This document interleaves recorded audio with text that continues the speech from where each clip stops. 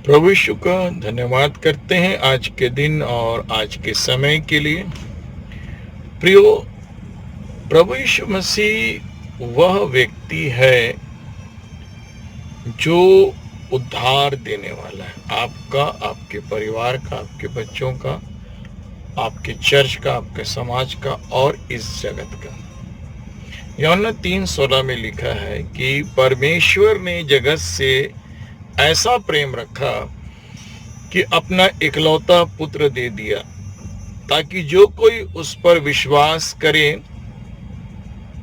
वह नाश न हो परंतु अनंत जीवन पाए। अब देखिए, जो परमेश्वर का बेटा है वो परमेश्वर का बेटे को उद्धार करता करके भेजा गया है।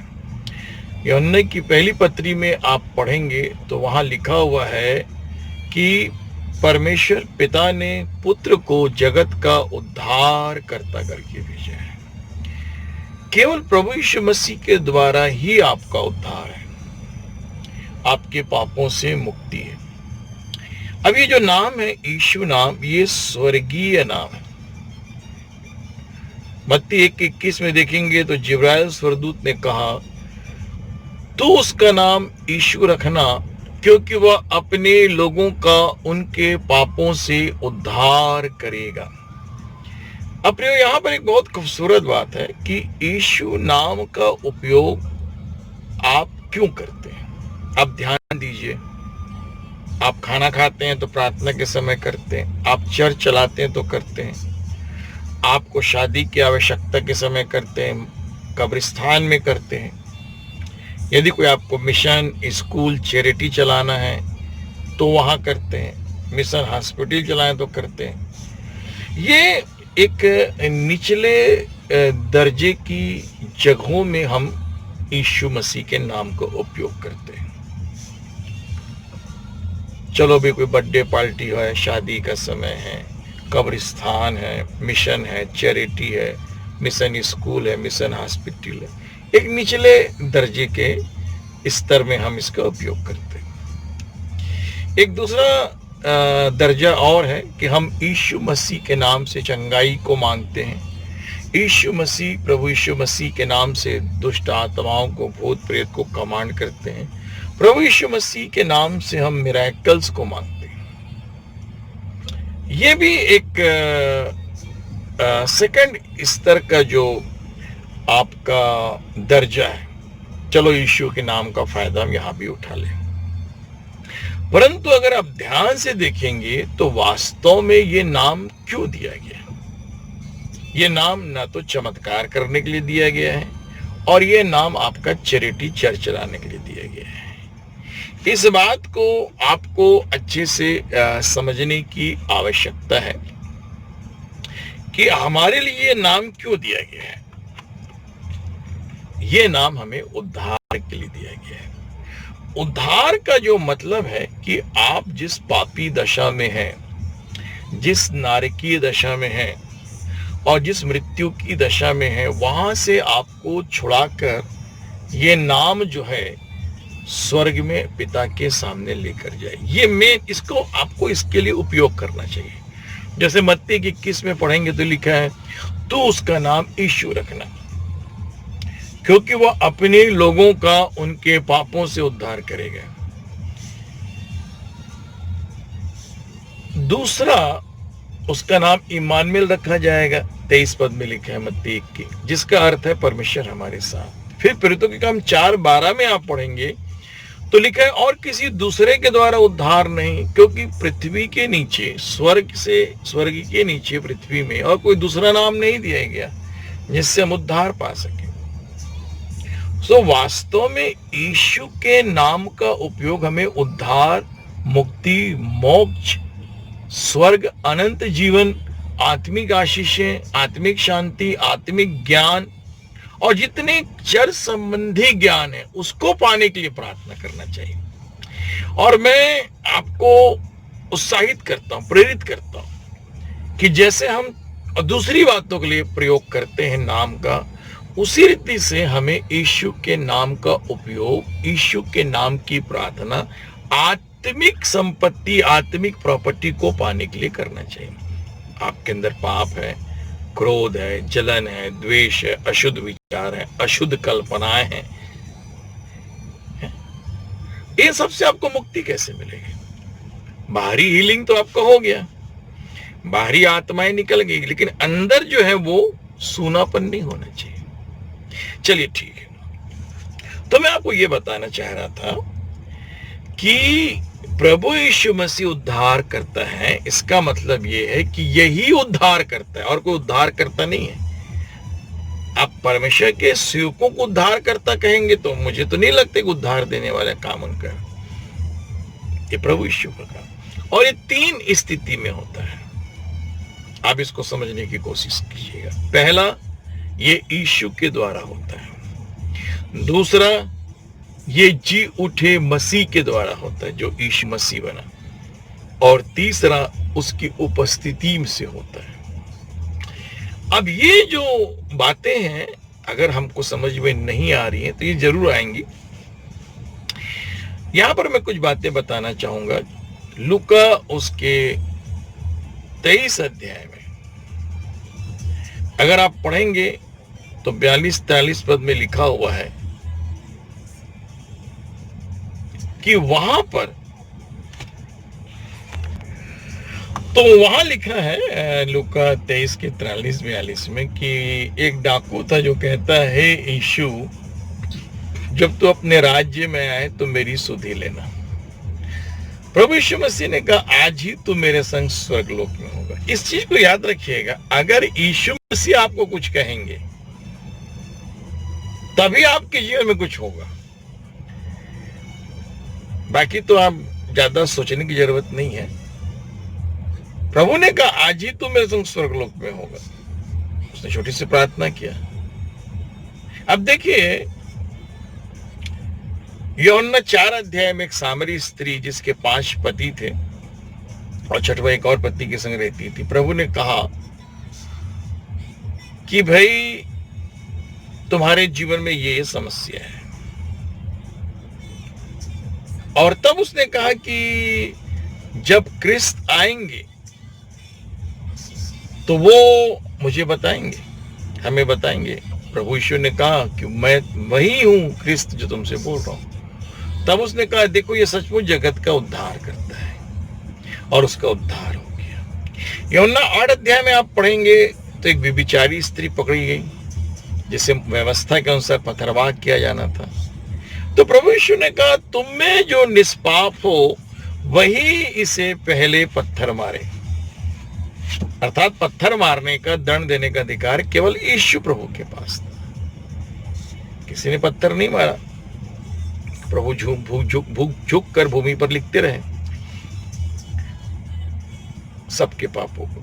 अब वहां प्यारी बात अब देखिएगा, तो प्रभु ने पूछा, क्या किसी ने तुझ पर दंड की आज्ञा नहीं दी? उसने कहा, नहीं, मैं भी तुझ में दंड की आज्ञा नहीं देता, जा फिर से पाप ना करना। अब देखिए, ये प्रभु ने इस सामरी स्त्री का उद्धार किया। प्रभु ने एक सामरी स्त्री का उद्धार किया, व्यभिचारिणी स्त्री का उद्धार किया और डाकू का उद्धार किया। फिर अगर लूका 19 में आप देखेंगे तो जक्कई से प्रभु कहते हैं, मुझे आज तेरे घर में रहना अवश्य है। और जब जक्कई के घर में जाते, जक्कई खड़े होकर प्रार्थना करता है, प्रभु मैंने किसी की धन संपत्ति अन्याय से लिया है, 4 गुना फेर देता हूं और आधी संपत्ति कंगालों को दान कर देता हूं। यीशु ने कहा, आज इस घर में उद्धार आया है, क्योंकि ये भी इब्राहिम का एक बेटा है, खोया हुआ बेटा है।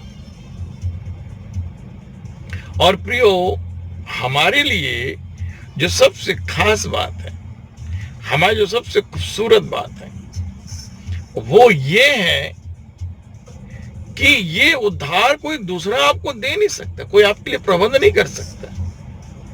इब्रानी 7 के 25 में लिखा है कि जो उसके द्वारा, यीशु प्रभु के द्वारा पिता परमेश्वर के पास आते हैं, वह उनका पूरा पूरा उद्धार कर सकता है। पूरा पूरा उद्धार का मतलब है पतित मानव, जो गिरा हुआ मानव है, पाप में, अपराध में, चोरी में, व्यभिचार में, हत्या में, घिनौने कामों में, है ना, अश्लीलता में, तमाम वीडियो की गंदगी में, तमाम लोभ में, लालच में, कि सुअर का लाइफ जो जी रहा है उससे ऊपर उठाकर स्वर्गीय स्तर में। आपको मैं बताऊं क्यों मनुष्य के लिए उद्धार की जरूरत है। क्योंकि मनुष्य के अंदर कभी अच्छी बात रहती ही नहीं, कभी नहीं रहती, कोई ना कोई गंदगी उसके अंदर भरी रहती है। और जेनेसिस उत्पत्ति 6:5 में लिखा हुआ है कि मनुष्य के मन के विचार में जो कुछ उत्पन्न होता है सो निरंतर बुरा ही होता है। तो प्रियो, क्यों हमें यीशु मसीह के साथ अपना समय बिताना चाहिए? अब 3 बातें जिसको मैं बताना चाह रहा हूं। एक है यीशु जिसे आप ग्रहण करते हैं, दूसरा है बाइबल का वचन डेली अध्ययन करते हैं, क्योंकि इस वचन के द्वारा आपको मुक्ति के मार्ग में जाने का रास्ता मिलता है। आप केवल यीशु मसीह ऐसे बोल के आगे नहीं जा सकते। लूका 12 में लिखा है कि उसका जो वचन है वो उद्धार देने वाला वचन है, जिसे शैतान चुराता है। शैतान को पता है कि यह वचन उद्धार देने वाला है। याकूब 1:19 में लिखा है कि वो प्राणों का उद्धार कर सकते हैं। उद्धार करता है यीशु, बचाने वाला यीशु। गलतियों 4 के और उसके 13 में लिखेंगे तो वो क्रूस पे मारा गया और हमारे लिए 3 आशीष लेके आया। एक इब्राहिम के आशीष को लेके आया, एक व्यवस्था के श्राप से छुड़ाया और एक पवित्र आत्मा से हमें जोड़ा।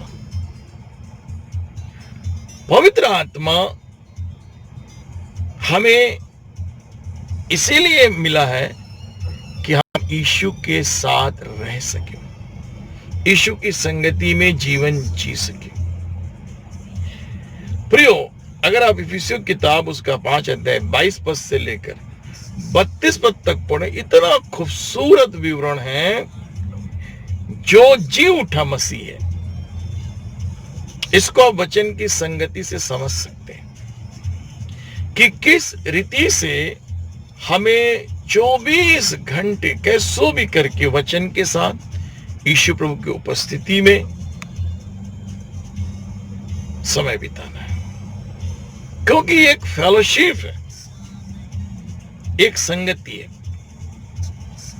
एक और खास बात जो मैं आपको बताना चाह रहा हूं वो ये है कि उसका जो खून है ये हमारे लिए दरवाजे को खोलता रहता है, अनंत के दरवाजे को खोलते रहता है। उसका वचन, उसका लहू, यीशु की उपस्थिति और स्वयं यीशु मसीह हमारे लिए पिता से प्रार्थना करते हैं। मैं इन दिनों एक ऐसी प्रार्थना में हूं जहां मैं अनंत के उस अध्यात्म की चरम सीमा की बातों को समझना चाहता हूं। और मुझे बड़ा अद्भुत लग रहा है और बहुत ढेर सारी बातों को प्रभु लगातार दे रहा है। तो प्रियो, उस उद्धार के मार्ग में हम जब चलते हैं, हमें यीशु से प्रार्थना की आवश्यकता है, हमें उद्धार दे और उद्धार देता रहे। दूसरा, उसके नाम का उपयोग हमें प्रार्थना में इन बातों को पाने के लिए करना है। हमें तब नौकरी पाने के लिए और बहुत सी चीजों के लिए करते रहते हैं। अभी एक परिवार का फोन आया था हमकोट से कि मेरा मोबाइल गुम गया है, मेरे लिए प्रार्थना करिए। लोग कोई भी विषय आपको दे सकते हैं, लेकिन लोग कभी ऐसे बोलते नहीं कि मुझे उद्धार के लिए प्रार्थना करिए, बाइबल का ज्ञान पाने के लिए प्रार्थना करिए, बाइबल के वचनों को समझने के लिए मैं प्रार्थना करना चाहता हूँ। यिर्मयाह 33:3 में लिखा है, मुझसे प्रार्थना कर और मैं तेरी सुनकर बड़ी से बड़ी और कठिन बातें बताऊंगा जिन्हें तू नहीं समझता। तो हमें वचन का प्रयोग, प्रार्थना का प्रयोग, यीशु नाम का प्रयोग और यीशु मसीह के खून का प्रयोग उद्धार मुक्ति के मार्ग के लिए करना है। उस व्यभिचारिणी स्त्री को याद करिए, उस सामरी स्त्री को याद करिए, उस डाकू को याद करिए और उस जक्कई को याद करिए जिसे उद्धार मिला। किसी चेले ने जाके उद्धार नहीं किया। मुझे नहीं लगता कि कोई चेला आपका उद्धार करेगा।